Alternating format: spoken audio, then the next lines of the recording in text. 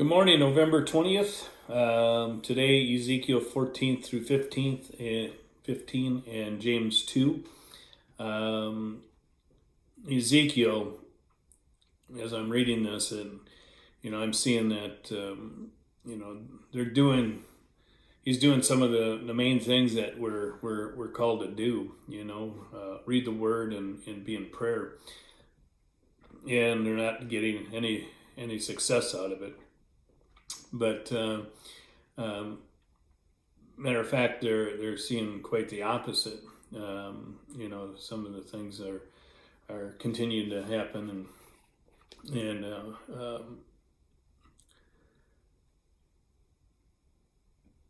just knowing in his visions, knowing exactly what's going to happen in Jerusalem, and he's staying obedient on praying for them. Again, and reading the word and being a part of that in his life, and nothing happens. I mean, he's just not getting the results that he'd like to get. But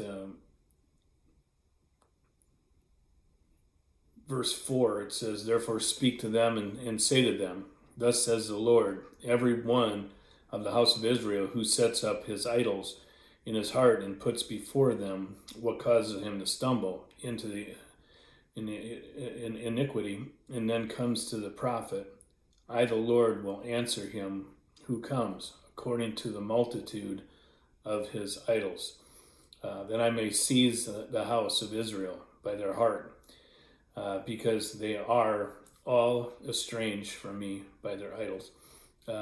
And again, he might not be getting success, but he's getting the word out to these people, and it might even be not even going to affect them, but down the road, in the things that we read and in the things that others read, it's going to be impactful as far as what's happening. And James, James is just one of those great books. And in the first part, it's being, really, it's telling us to beware of favoritism. The rich versus the poor.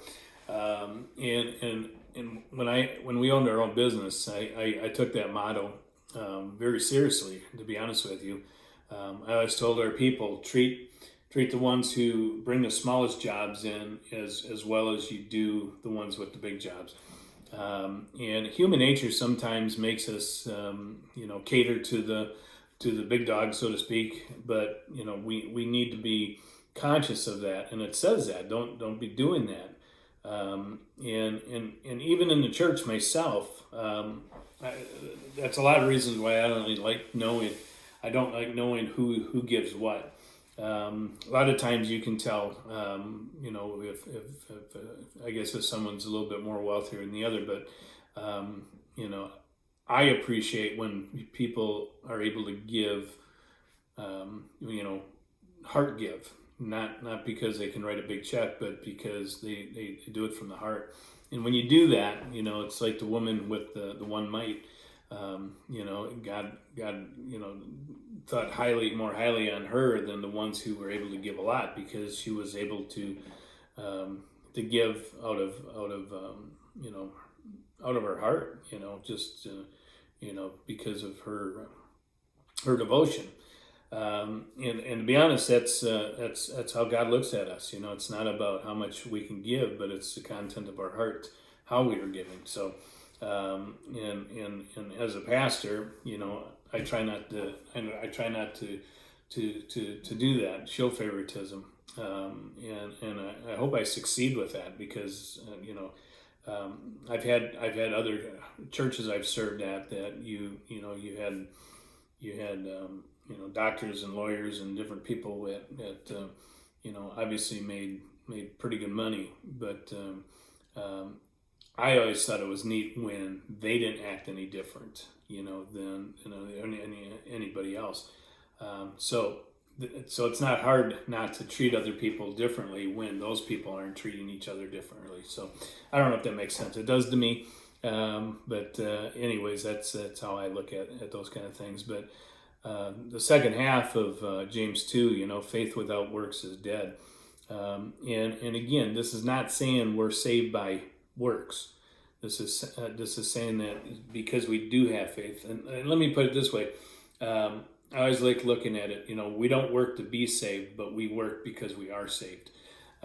We want to do God's work. We want to be His hands and feet.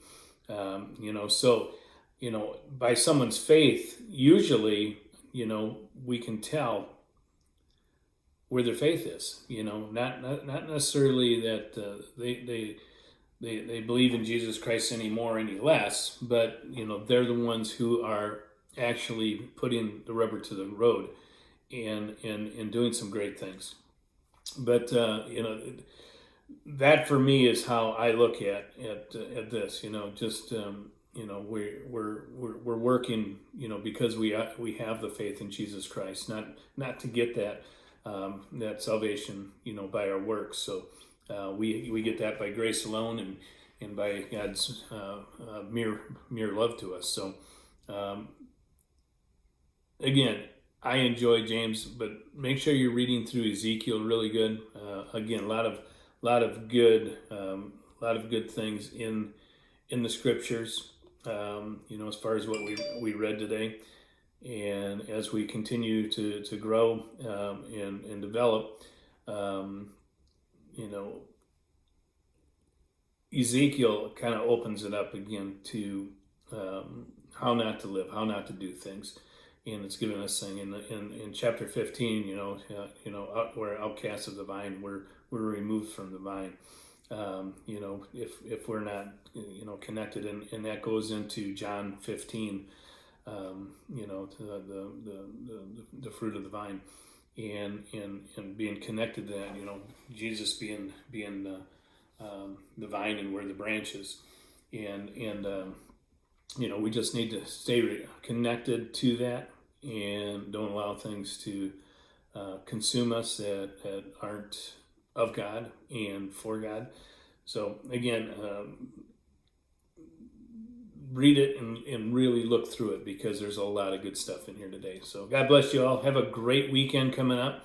Come join us Sunday morning, 10:30. Sunday school's at 9:30. If you have not got a code for getting in on Facebook Live, let me know and I'll get that to you. We also meet in person for Sunday school too, if you can make it. We spread out. We got plenty of room, so just think about that. Again, have a great weekend, and I will see you Saturday morning.